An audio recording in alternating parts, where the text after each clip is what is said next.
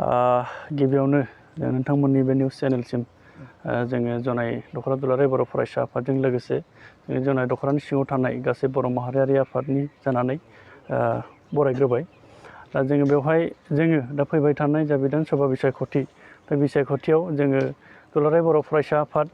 बा जोंनि जनाय हालामनि सिङाव थानाय गासै बर' माहारियारि आफादफोरा एखनबा दुलाराय बर' फरायसा आफादा थोंजोङै बाहागो लाबोआखै बिसायख'थि बेलायाव, आरो जोङो एखनबा खेंस्लायबाबो बाहागो लाबोबाय थादों, जेरावनोखि जोङो बर' हारिनि थामोनथा रैखाथिनि बाथ्राखौ लाफानानै जोङो गुबुन गुबुन राजखान्थि हान्जाखौ जों मदद होबोबाय थादों। दा देग्लायनि बे इस्युआव जोंहा दुलाराय बर' फरायसा आफाद मोनब्रै NDBनि फेक्सन आरो खौसेथि बर' सुबुं आफाद गासै ज' जानानै आसाम सरकार आरो भारत सरकारजों दा थांनाय 27 जानुवारि 2022नि जा थांनाय थामथि बर' गोजोन गोरोबथा, बे गोरोबथानि माखासे दफाफोरनि इस्युफोरखौ लानानै जोङो थोंजोङै नङाबाबो खेंस्लायबाबो जोङो नैबे बिसायख'थियाव जोङो बाहागो लादों। दा बेवहाय जोङो जनाय हालामनि सिङाव थानाय जोङो गासै बर' माहारियारि आफादफोरखौ लाफानानै जोङो सावरायलायदों। सावरायलायनायनि गेजेरजों जोंनि जनाय हालामनि सिङाव थानाय बर' रायजोफोरा खौसे जानानै जोंनि बे बिधान सभा बिसायख'थियाव बाहागो लानांगौ, आरो अबे राजखान्थि हान्जाजों बाहागो लायोबा जोंनि जनाय हालाम बा एन्टायार बर' हारिया मोनसे गोजोन आरो आबुं हारि दानायाव जों मदद मोनगोन, बे राजखान्थि हान्जाखौ जोङो सापर्ट खालामनो थाखाय दा BJP दोलोखौ जोङो सापर्ट खालामदों। दा बेवहाय जोङो गासै माहारियारि आफादफोरा ज' जानानै फोसावदिं मेलाव बाहागो लादों। दा दिनै नैथि सान जाबाय, जों फैयै फैयै नैबे लादांगुरि गामियाव जोङो फोसावदिं मेलाव बाहागो लाफैदों। बेयाव रायजोफ्रा खोब मोजां रेसपन्स होदों। दा माहारियारि आफादा डिसिसन लानायखौ मालाबाबो रायजोफ्रा फेलें खालामाखै। दा रायजोफ्रा डिसिसन लानायखौ खोब मोजां मोनदों। दा थांनाय समफ्रावबो जों जेरै ज' जानानै खामानि मावबोदों, आफादनि डिसिसनफोरखौ लानानै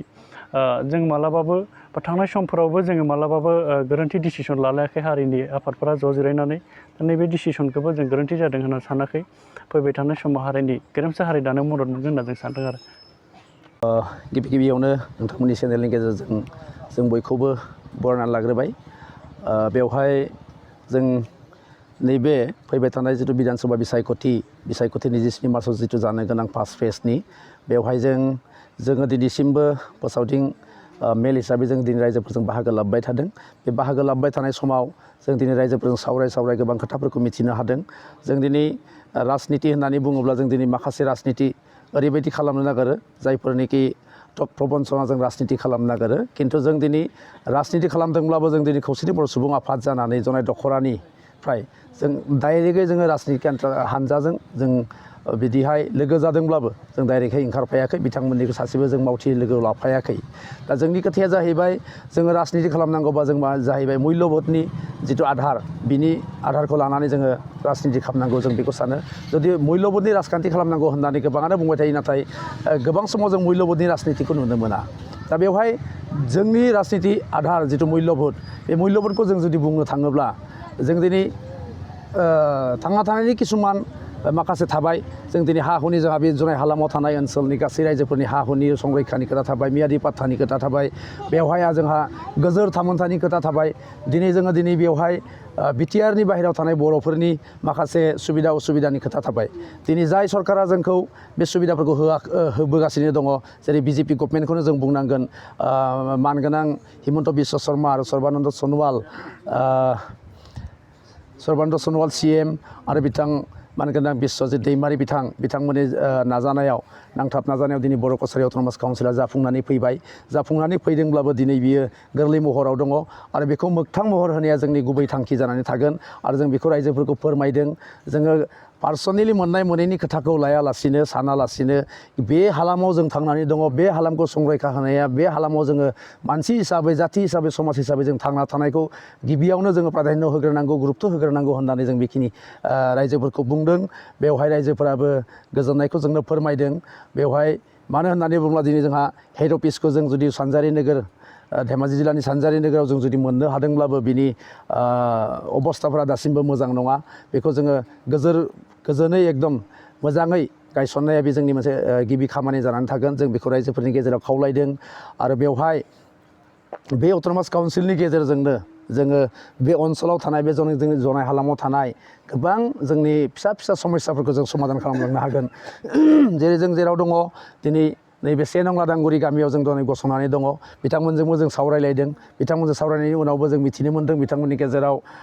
दिनैसिमबो नैबे जोंनि बाथौ थानसालिफ्रा मोजां अबस्थायाव गैया बिदिनो गोबां गामिफ्राव ब्रह्म मन्दिर दं खृष्टान गिर्जा माखासे दं जोंनि बर'नि गेजेराव गोबां धोरोमारि मानसिफोर जोंनि गेजेरावबो दङ आरो बिथांमोननि जोंनि जा थासारिफोर मन्दिरफोरनि थासारिफोर बा लामा सामानि जिथु कन्डिसनफोर बे मोजां नङा बेखिनि खोथाखौ जों रायजोफोरजों सावरायदों आरो जोङो बर' कसारि अट'नमास काउन्सिला दिनैसिमबो जिहेतुके फुजि फैयाखै बिनि रां फैयाखै बेखायनो जोङो पर्यायक्रमै बेखिनि खामानिखौ मावलांगोन होनना जों रायजोखौ आसा होदों आरो जायफोर खामानिखौ जों BKWSCनि जोहै मावनो हाया बे खामानिफोरखौ जोंहा MP माखासे थाबाय जोंनो दैथायहरनाय जोंनो हेफाजाब होनाय आरो जोंजोंनो दैथायहरजानाय जाय भुबन पेगु बिथांखौ BJP दोलोआ माबा खालामदों बिजाथि हिसाबै सायख'दों आरो बिथांखौ जोङो सापर्ट खालामदों मानो होनबा जों भुबन पेगुखौ एसे MLA हिसाबै एसे बिजाथि हिसाबै जों सायख'वाखै जोङो आसाम सरकार जिहेतुके BJP जों BJP दोलो हिसाबै बिथांखौ जोङो खावलायदों रायजोफोरखौ खावलायदों बिथांखौ भुबन पेगु हिसाबै नङाब्लाबो जों बिथांखौ BJP दलनि सासे कर्मि होननानै बिथांखौ जों बरायना लानो थाखाय जों खावलायदों आरो बेखायनो जों बयबो रायजोफोरखौ जोंनि खौसेथि बर' सुबुं आफादनिफ्राय जों खावलायदों जोंजों लोगोसे गासैबो जोङो सावरायलायनायनि गेजेरजों जनाय हालामाव बर' माहारिनि गासैबो जिमान मोनफ्रोमबो माहारियारि आफाद एक्जेक्ट जोंनि हालामाव जों खोनानो मोनबाय थादों XNDFB होननाय मोनब्रै फ्रेक्सन दं बे मोनब्रै फ्रेक्सना खिन्थु जोंनि बे जनाय हालामाव कंग्रेस दोलोखौ सापर्ट खालामदों होननायखौ जों मिथिबाय थानो मोन्दों नाथाय बिथांमोननि थांखिया मा बिथांमोननि थांखि थाखाया मा बेखौ जों मिथिनो मोनाखै बिथांमोना कंग्रेस दोलोजों मानि थाखाय सापर्ट जाखो बिथांमोनखौ जों बुजिनो हायाखै आरो जों आसरित मोन्दों बिथांमोननि बे हाबाफारिखौ जों नुनानै बे समाव बिथांमोनखौ जिहेतु माबायदि नाय बेखौथ' मान सन्माननि खोथाखौथ' जोङो मा होनगोन जोंहा जिहेतुके मिरु आफाद थाबाय जिल्ला आफाद थाबाय जोंथ' दिनै जनाय दख'रा हिसाबै जों मा होननानै बुंगोन बिथांमोननि जिमान दाबि दावहा दङ बिथांमोननि जिथु असुबिदाफोर दं बेखौ जिल्ला आफादफोरजों मिरु आफादफोरजों रायलायनानै क्लियार खालामलायना लायोब्ला मोजां जोंनिफ्राय जोङो दख'रानि जानानै जों बेखौनो दाबो खावलायगोन दाबो सम दङ दाबो बिसायख'थिया 27 मार्चआवसो जागोन दिनै 22 मार्च दाबो सम दंबावो बेखायनो जों हास्थायगोन बिथांमोनखौबो जाहाथे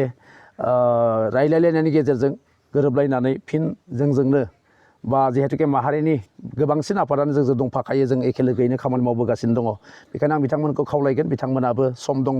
दाबो समा जोबनानै थाङाखै आरो बिथांमोननि थाखायबो रायलायनायनि दरजाया खुला दं होननानै जोंनि मिरुनि आफादगिरि बिथांमोना फोरमायदों आं बेखौनो बुंगोन बिथांमोनखौ खावलायगोन बिथांमोनाबो दाबो फैफिननायनि निस्सय सम दङ आरो बोथोर दंबावो आं बेखिनिखौ खावलायगोन